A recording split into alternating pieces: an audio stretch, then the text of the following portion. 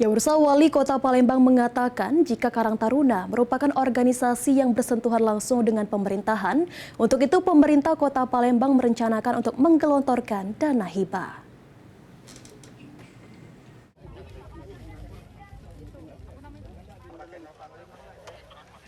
Usai menebar 1.000 bibit ikan lele dan penanaman 1.000 pohon buah kelengkeng di kawasan Talang Betutu, bertepatan dengan Hari Karang Taruna pada 26 September 2025 ini. Wali Kota Palembang Ratu Dewa menargetkan Karang Taruna di Palembang dapat memberikan efek positif mengingat tingkat penyalahgunaan narkoba dan buta aksa Al-Quran di Palembang cukup tinggi. Menurut Wali Kota Palembang, Karang Taruna merupakan organisasi yang bersentuhan langsung dengan pemerintahan.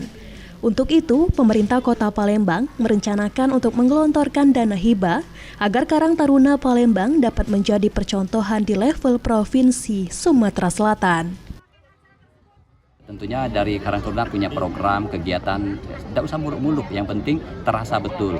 Di samping konsolidasi organisasi, infrastruktur, kesekretariatan, terus kendaraan operasional, kita juga support hibah karena ini adalah memang organisasi yang bersentuhan langsung dengan pemerintahan. Maka dari itu kita akan support hibah buat Karang Taruna Kota Palembang. Sementara itu, Ketua Karang Taruna Sumatera Selatan yang juga anggota Komisi 1 DPR RI, Yuda Novanza Utama, meminta agar Karang Taruna Kota Palembang dapat lebih ditata serta dimaksimalkan. Lantaran pemerintah Kota Palembang sudah berencana untuk menyalurkan dana hibah. Pak Wali Kota tadi bilang ini anak kandung pemerintah, luar biasa sudah disupport, saya dapat laporan, dapat bantuan pinjaman unit kendaraan, perbaikan sekretariat dan dana hibah itu ya harusnya ini challenge dari Wali Kota untuk Karang Taruna Kota Palembang harus ditangkap, harus dikerjakan dan dimaksimalkan. Sandi Pratama, PAL TV.